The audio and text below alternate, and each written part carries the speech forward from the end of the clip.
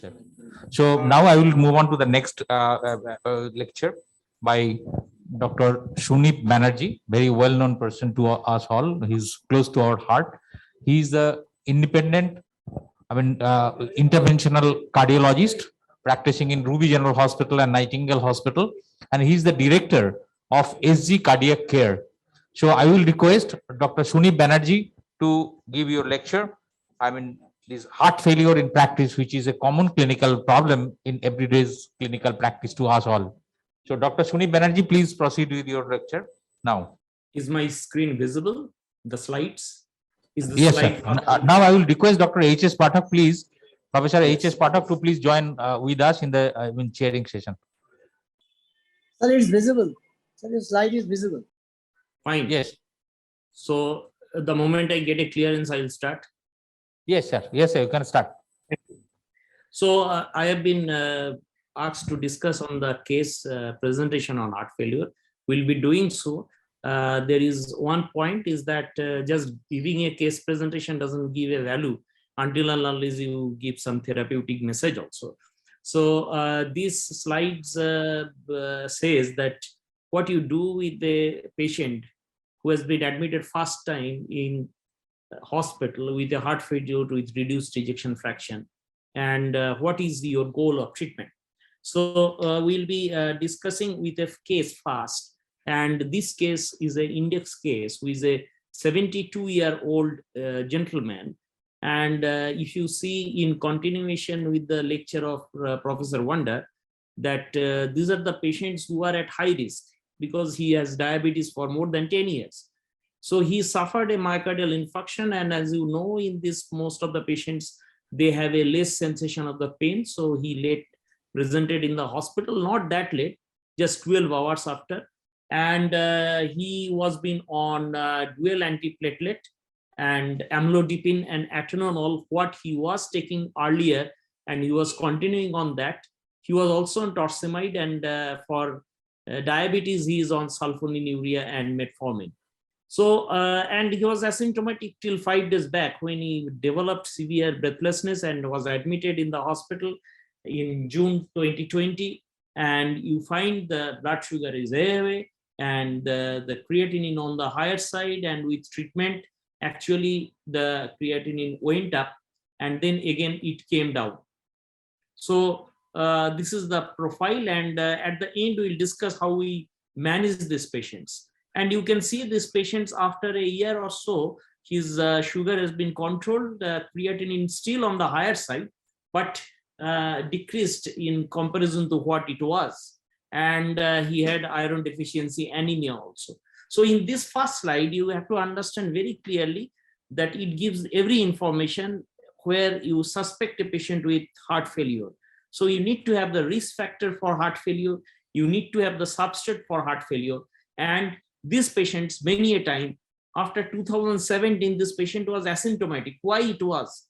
It was because of the compensatory mechanism of sympathetic nervous system and the renin-angiotensin system activation. So they increases the heart rate, they increases the contractility, they produces vasoconstriction, so the cardiac output is maintained. At the same time, there is some intrinsic natriuretic peptide system there, which is released in the body, and this is how the goes into a compensatory phase, where the patient still has a LV dysfunction, but the patient is not presented with heart failure, and this is the usual story. So when you discuss or think about heart failure, don't think about the symptom only. You need to understand at which stage of heart failure the patient is. What does it mean? It means the patient who has a heart failure at risk, that is the patient's profile, exactly what Dr. The last session has been discussed, the silent myocardial ischemia. So if this patient developed a AMI at any point of time, he goes into a future heart failure becomes very high, because at that time he develops a structural heart disease, that is a scar. Similarly, if we have a patient with rheumatic heart disease, if you have with a moderate valvular dysfunction, if we have hypertension with some ventricular hypertrophy, they go into the stage B. And the stage C is a single episode of heart failure symptom. be it admission or not in the OPD system, it is a class C. So you have to be, we are dealing with this sort of patients. Our lecture today is concentrated on this, that is the structural heart disease with prior and recurrent heart failure. So importantly, you need to, when you say structural heart disease, you need to have some clinical knowledge about it. And the clinical knowledge comes from the meticulous history and a beautiful physical examination. Now, and this is the symptom where you find the most of the patients come into the hospital, that is the class 3 or class 4 symptom. Now, fact about the acute decompensated heart failure. So this has been registries, and what has been shown very categorically, that if you have a patient with ST myocardial infarction or a non-ST elevation myocardial infarction with a high risk feature, that is a high risk TIMI criteria or risk or high, these patients actually benefits from early revascularization. History of structural heart disease is important in the decision making. So if you have a patient who comes just with a breathing difficulty, with a lot of wheeze and taking bronchodilator, take a history of taking antihypertensive drug, take the history of previous myocardial infarction, even forgotten, and non-compliance to diet, therapy, and the new prescription is the clue. That means a patient has been taking an NSAID for some reason or other, can produce a decompensated heart failure. Similarly, a patient who has been restricted mobility and presents simultaneously with hypotension, the pulmonary thromboembolism, which is not truly a acute decompensated heart failure, is an important therapy diagnostic algorithm, differential diagnosis. Now, what you are supposed to do in the emergency, you have to improve the hemodynamic, you have to restore oxygenation. This can be done by nasal cannula or BiPAP or invasive ventilations. And you have to limit the cardiac and renal damage, very important.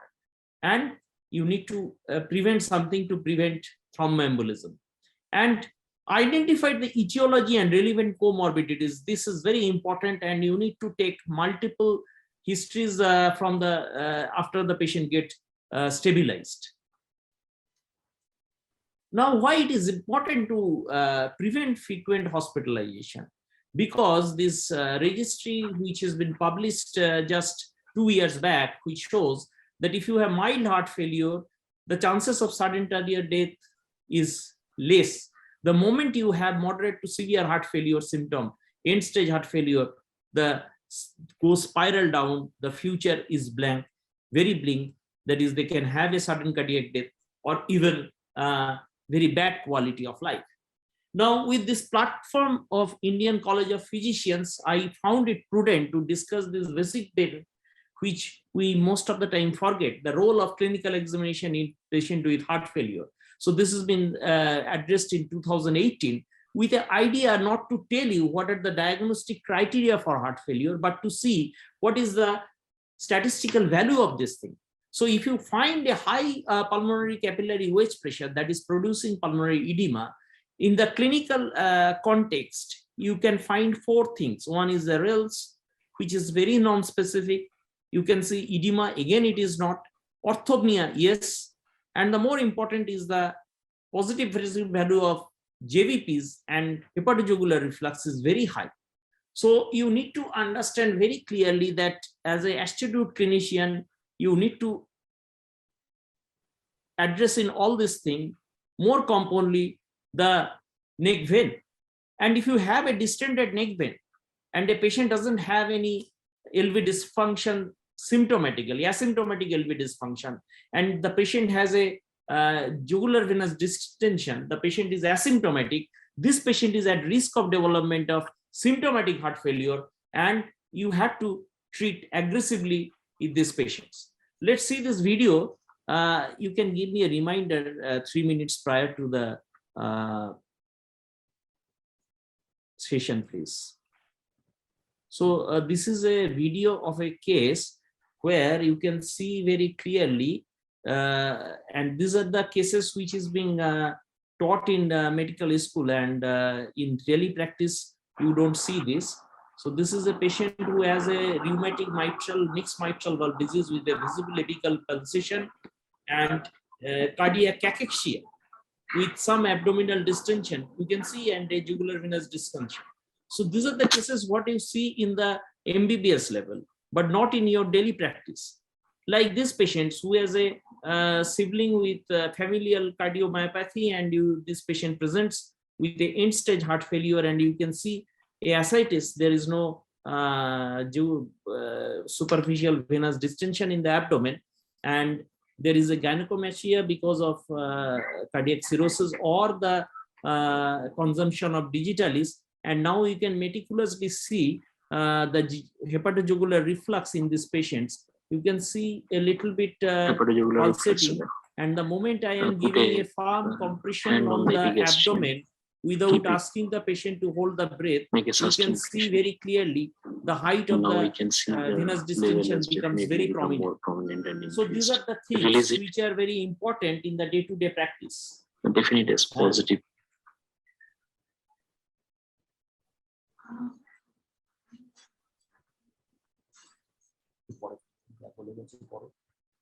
So this is another patient who has a prosthetic surgery year back, and now presented with polyuria, and he has a very edema, and he says that why I am having polyuria, because I had a successful surgery. So we found that this patient has a elevated NT-proBNP. The another lady, you can see the next, who has a pacemaker implantation 5 years back and has presented with a frank heart failure with a dilated LV, and you can see very prominent VY collapse. That means this patient has a prominent tricuspid regurgitation. And these are the things which cannot be missed, Similarly, another jugular venous distension I can show you is this patient who has a young myocardial infarction 3 years back and has presented with a ballooned out LV, atrial fibrillation, and you can see the atrial rate is very high, and you can see the venous distension there. This is a lady who is hypertensive, has been decompensated after consumption of NSAID, and again you can see very clearly a subtle venous distension which is being elicited only by a abdominal compression, that is a hepatojugular reflux. So these are the clinical clue which you need to remind yourself when you are doing your day-to-day practice. A new definition has come in the algorithm of detection of heart failure, that is bendopnea, and which you can do it in your clinic and ask the patient to sit like this and bend. If they can gets breathing difficulty within 30 seconds, you have to be cautious and probably you have to optimize the diuretic or the heart failure. Now, when the patient comes in the emergency, you need to understand what condition this patient is. Like if the patient is having warm extremity and there is edema and jugular venous distension, these are the juicy patients. They respond very well with the diuretic. Most of the time they have a problem with the dietary restrictions or non-compliance of the drug. Most of the patients fall into the intermediate category where you have to judge your clinical wisdom to understand what is happening. But if the patient is having very cold extremity and he is congested, these are the bad patients where you have to give diuretic and inotrope or vasodilator, but they probably don't do well. The other group of patients who has a periphery which is warm, that means there is no decreased perfusion and the congestion is also not much, they do extremely well. And these are the patients who are so-called stable patients. If they come, you have to understand that other than heart failure, any other thing has come in the problem of deterioration, maybe something else. Similarly, if you have a patient who is very cold and dry, maybe the patient has been volume depleted or having a sepsis, you need to understand. Is there any value of chest X-ray? Yes, there is a value of chest X-ray. And with the amount of the venous distension, you can see that you can have tattooing pattern, alveolar edema, all we know these things. But the most important thing is this is a patient who has a COPD with acute anterior wall MI, and you find no cardiomegaly, some subtle PVH. Similarly, there is another patient who has a dilated cardiomyopathy where it is very obvious to diagnose what is happening. So the chest X-ray is unreliable because there is a lag phase. there is sometimes the emphysema stage, you may not be able to understand what is happening, like the first X-ray what I show. And in chronic heart failure, enhanced lymphatic drainage obscures the vascular margin. So even if the patient is congested, the X-ray may look okay. Similarly, large left atrium, right atrium can obscure the perihilar vessels. So it is important that must compare with the previous X-ray until X-ray has a very good role. And most importantly, what we jump into is the echocardiography. Remember one thing, echocardiography diagnoses the structural heart disease, but doesn't diagnose heart failure. It is very important to understand. So why the echocardiography or point of care ultrasound is important for clinician to titrate the diuretic. And if the IVC is collapsed, you need not increase the diuretic and you need to optimize it. With this diagnosis in mind, if you have a patient with heart failure with reduced ejection fraction, what are the new treatment strategy or algorithm? One is you can give ivabradine if the heart rate is not being controlled with beta blocker. And this SIFT trial has shown that if you can keep the heart rate in the lower side in this patient who have a reduced ejection fraction, and reduced ejection fraction means ejection fraction less than 40% or 40% at least. A new study, Paradigm Heart Failure, not a new study, almost 5 years plus, it has been published, and it has been shown that in comparison to enalapril, the naproxen sacubitril combination or angiotensin receptor neprilysin inhibitor combination, what is called ARNI, gives a significant mortality benefit in when you give in this patient with reduced ejection fraction and heart failure. And the latest is the SGLT2 inhibitor we are all using. And probably with this thing, we need to understand that standardly what you are supposed to do in this patient who present with heart failure. So this is a ESC guideline which shows the non-invasive monitoring is most of the time okay. You need to have a daily weight measurement in the patient who has been discharged from the hospital. This is very easy to do.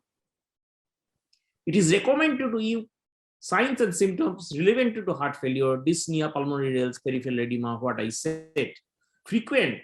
And in some cases, you have to monitor the renal function, electrolyte, and you have to titrate this therapy with ARNI or renal angiotensin system inhibitor. So what happened to my patient? First of all, my patient has several unfortunate stories. One is he is an elderly patient. These patients are not aware of them. He is diabetic. Whoever is diabetic for more than 10 years fall into a high risk category. Second is he had a myocardial infarction and he thought that after the angioplasty, everything has been over and I can continue like this. But he was silently having a ventricular remodeling, because if you have to prevent the remodeling, you have to give some drug which was not been given. And this is evidence-based dose of beta blocker, and that is metoprolol, bisoprolol, or carvedilol, not atenolol. Similarly, this amlodipine is not a good choice if somebody has a myocardial infarction with LV dysfunction. Torsemide was okay, but probably this too was inappropriate in these patients. Statin and dual antiplatelet was fine, although you may not continue for beyond 1 year. And what happened that these patients we treated in this fashion, we initiated ARNI, we could achieve a 100 milligram BID dose. Remember, the maximum dose is 200 milligram twice daily, but we could not achieve to that. Similarly, the maximum dose of bisoprolol is 10 milligram. We could achieve 3.75. With that, the heart rate was controlled. We could give eplerenone, and when you are giving this too, you can have a chances of hyperkalemia, but this patient's tolerated it. We gave statin, clopidogrel, aspirin. He was having some problem with tolerability. And from glimepiride, metformin, we switched over to Lantus insulin, empagliflozin, linagliptin combination. But after balanitis, which is very not uncommon in these patients, we had to stop the SGLT2 and only on linagliptin. And it was fine earlier slide that the patient's iron was less, And so we gave a FCM 1 gram, and the patient improvement in ejection fraction from 28 to 35%, and he is presently stable. With this, I come to the last slide of my presentation. So, dear audience, it is important to understand the heart failure, and I have given you some subtle clue for diagnosis of heart failure. Those are clinical signs. But more importantly, when we ask about the history, many people, they don't want to divulge what has happened earlier, or they don't want to disclose the dietary non-compliance or consumption of other things. So you need to take a meticulous history. And in 2021, all the patients with heart failure with reduced ejection fraction, the mortality can be decreased to 70% if you give ARNI or ACE inhibitor, beta blocker, MRA, and empagliflozin or dapagliflozin in combination in the long term. Loop diuretic for fluid retention is the key for the acute decompensation heart failure, but can be omitted or can be tapered when the patient is in OPD basis. And then comes two issues. One is the ejection fraction remains below 35%, and the QRS is less than 130 millisecond, and if the patient has a ischemic etiology, probably and the patient has a good quality of life, and he's not having severe comorbidities, you can think of preventing sudden cardiac death by giving an ICD. Similarly, if the patient has a wide QRS, particularly more than 150 milliseconds, then probably a CRTD or P is going to be beneficial in these patients. And if symptom persist, then therapies with class 2 recommendation, I am not going to that because those are LVAD, heart transplantation, all these things. So in this last 15 minutes, I have been able to give you some clue to this management of de novo cases of heart failure with reduced ejection fraction, how to diagnose them and how to treat them. And I end. Thanks, Professor Pal, Professor Banerjee, and Professor Ghosh and the Indian College of Physicians for giving me the opportunity. Thank you, Dr. Banerjee, for your beautiful exposition on this day-to-day common clinical practice on this heart failure in clinical practice. So I will request all these audiences to place any question, if there is any, to Dr. Sunip Banerjee. So if there is no question, I will close the session.